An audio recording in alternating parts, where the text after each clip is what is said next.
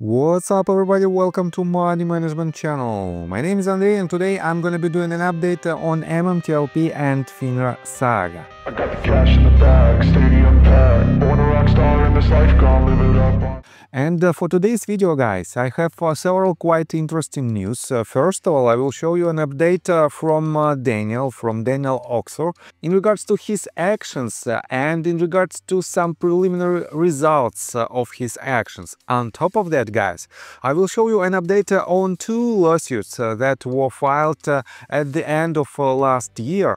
And I have to admit that these updates might lead us to quite interesting discovery, and the discovery at the same time might lead us to quite interesting conclusions. On top of that, guys, I will show you some updates from McCabe side, and I have to admit that it is quite unusual, but I will show you that your opinion on Greg potentially might be wrong. And at the end of this video, I will share my personal story. That is why, guys, please watch this video till the very end, because it is very important for me personally.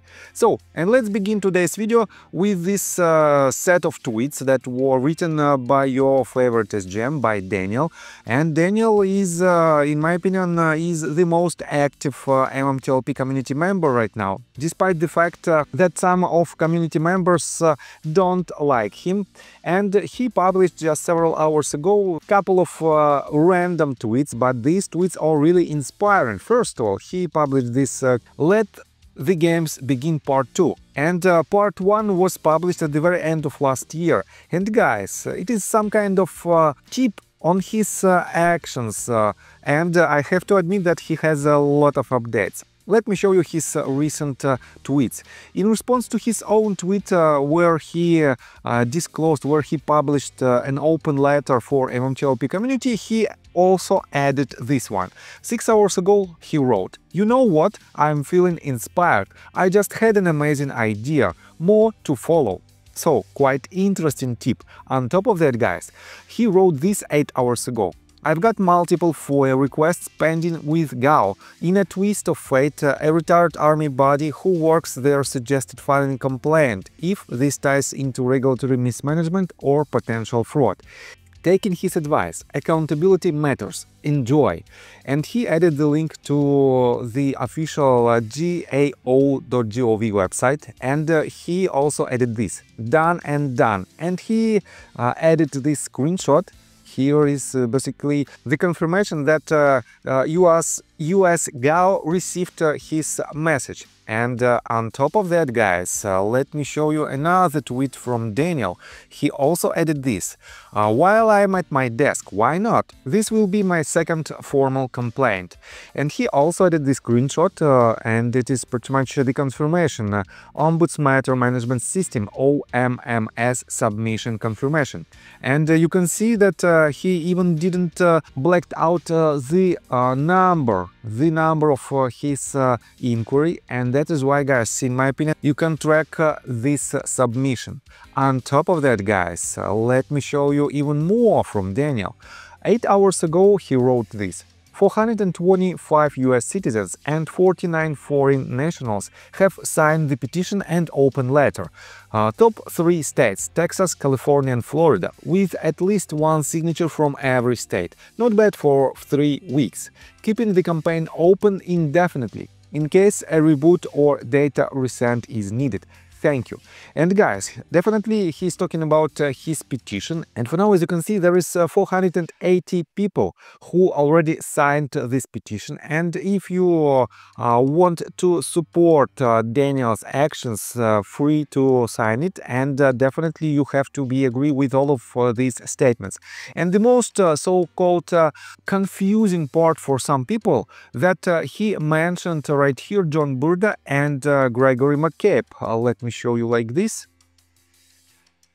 So, and that is why not so many people want to see John Brda and Gregory McCabe as a defendants is in his lawsuit. But guys, in a minute I will show you that the only thing that we want to know from these people is the answers for our questions. And in a minute I will show you what I'm talking about. But for now, guys, let's get back to Daniel's tweets. And he also added this. 13 hours ago, just had a productive first call with the senator, managed without Zoom. Looking forward to heading to District Columbia soon. And guys, I have to admit that this news is really amazing. We have a proven contact from Daniel, and he will visit District Columbia soon. This means, guys, at least he has one meeting, one appointment that is scheduled with the senator. And when it happens, guys, I think we'll have a lot of updates and a lot of information that might help us to see the resolution. And let me show you that Charlie wrote in response to this tweet the following: please make sure you are using Andrew's effective script. And Daniel wrote, yeah, I've got my own plans for the path forward. The best part, no GoFundMe needed, I already have a job.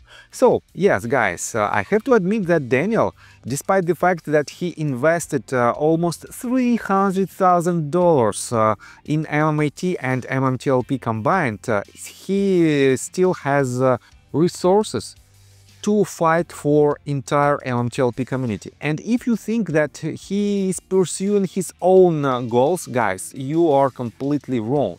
And this letter proves you that he will fight for each and every MMTLP shareholder. If you haven't read this, please do it. And this will definitely give you more information about Daniel's actions. So, let me show you that just 14 hours ago, Scott Roth wrote this tweet. FINRA has all new problems in New Hampshire. The second wave continues from the 1209 people. Good going, Matt. And he refers to the tweet that was written by Matthew Peace 14 hours ago. And Matthew wrote, hello FINRA, I need to serve your legal documents for Peace versus SEC. And he added the number of his case. I intend to serve at your headquarters, and my server is instructed laid at the feet of security, if necessary, unless you opt to provide me written instructions. Please be timely. And guys, this means another person is working hard in order to push his case forward. And let me show you that just several days ago, he also published this. Wait a second, here it is. On February the 4th, he wrote to John Brda. Hello John, I need to serve you legal documents for Peace versus SEC, and he also added the number of his case. Could you let me know the best way to reach you for service? And I have to admit that as far as I know, John didn't answer him. Let me show you this thread. No, I cannot see any tweets from John Brda. And on top of that, guys, I have to say that John is quite a cautious person, because he doesn't publish a lot of information related to MMTLP saga. And I will show you in a minute that he is still quite silent person. On top of that, guys, let me remind you that on top of Matthew Peace versus Securities and Exchange Commission, we have plenty of cases, and some of these cases might be more promising for MMTLP community, some of them are not. And on top of that, guys, we have a non-litigation path for the resolution that might also be quite promising for MMTLP community. And at the same time, guys, we have another update. Let me show you this one. Junk Savvy wrote this. Plaintiff in Roller vs. Securities and Exchange Commission, Financial Regulatory Authority, Depository Trust and Clearing Corporation, and John Doe's 1-100 files request to have summons issued. Defendants and U.S. Attorney Pam Bondi included. And if you don't know who is Pam Bondi, let me show you this. Pamela Jo Bondi is an American attorney, lobbyist and politician who has served as the 87th United States Attorney General since 2025. And I have to admit that she might also be a very important witness in our case because she has a lot of experience. On top of that, guys, potentially she might help us to push our case forward and at least to show us the direction, in which direction we have to focus on in order to be the most effective community. So, and let me show you that unfortunately from the side of Greg McCabe and John Brda, we don't have any updates. Let me show you that John Brda didn't post any updates, any responses for the questions that MMTLP community asked him. He just published several quite random tweets, despite the fact that they were made by another community members, and on the first glance they are related to our case, but in general, guys, it is just a noise on our path to the resolution. On top of that, guys, take a look right here. Samantha wrote this tweet 9 hours ago. She said, "New year, new administration. Everything they claimed they needed, they have. Greg McCabe has said absolutely nothing for 73 days. Enjoy this rewarding time as an NextBridge Hydrocarbons shareholder." And guys, here is the tweet that is, in my opinion, quite important to understand. Joy D wrote, "Dude is a fraud. He bought and sold those leases to himself with investors' money several times, making a bag each time, and was rewarded back the shares he sold. Turns out he wasn't paying the lease fee, so they took it from him." And I have to admit, yes, unfortunately, Greg McCabe is even more shadier person in this case, because, guys, take a look right here. You know that for now, the NAPE exhibition is happening, and let me show you that here is the floor plan of NAPE Summit of this year. And among all the participants right here, at the very bottom, you can see McCabe Petroleum Corporation. Wait a second. Here's the floor plan, and on 4210 place you can see McCabe Petroleum Corporation. And guys, you might wonder, why didn't Greg McCabe participate in this exhibition as the NextBridge Hydrocarbons? And let me show you that last year, as you can see, there is the same floor plan, but for the last year exhibition. And here you can see somewhere here, wait a second, I will show you that we have NextBridge Hydrocarbons at the place of 4156. And how it is even possible that last year Greg McCabe participated as the NextBridge Hydrocarbons chairman, and for now, at this year's exhibition, he participates as just McCabe Petroleum Corporation. The main question for him is following: is he still fighting for MMTLP community and for NextBridge Hydrocarbons shareholder, or he just want to bankrupt this company and he want to forget about it? Let me show you that on official NextBridge Hydrocarbons website, we don't have any updates in the investors section. The last one was made on November 25th of 2024, and it is the update of 2024 year-end operational activities. And we know that the results are not so promising. I would say it is not promising at all. And let me show you that right here. On the official SEC website, we don't have any filings. The most recent one was published on November 13th. It was a 10Q form. So guys, since November 13th, we don't have any updates, any official updates from NextBridge Hydrocarbons, and we know that they don't have any sources of income, and they have more than $50 million of debts. That is why, guys, I don't see any other paths for this company to file its bankruptcy. That is why, guys, you have to be prepared for it, and you have to realize that no one from MMTLP community, I mean, some people might think that Scott Roth or Daniel Oxer or other people who filed this set of lawsuits potentially might be guilty in the next British hydrocarbons bankruptcy. But guys, believe me, they are not. The only people who potentially might be guilty in this activity is C-level executives of this company. And on top of that, guys, let me show you that, as already mentioned, John Brda didn't publish any updates in regards to MMTLP story. And let me show you this quite interesting but very suspicious tweet as well. 8 hours ago, Roman Soups wrote this. MMTLP, what's this? More inside info pitched to investors. 86 pages of what? Is this junk Savi's new fake oil valuations presentations she's been working on weekends? No oil, huh?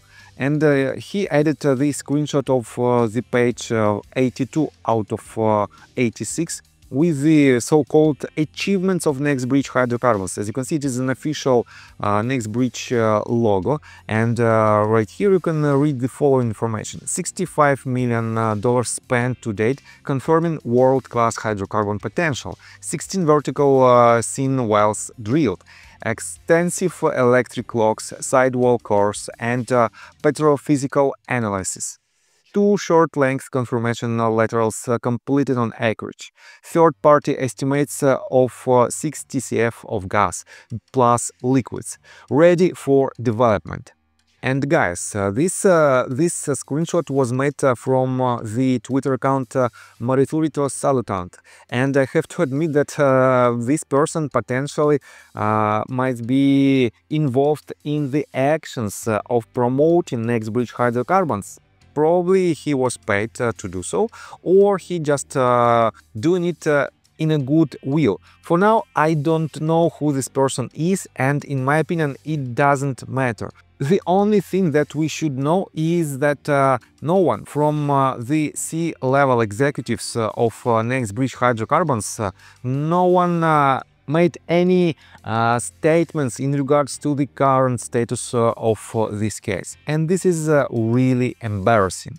And guys, let me tell you my personal story. I have a wife and 2 children aged 11 and 15, as well as a small dog.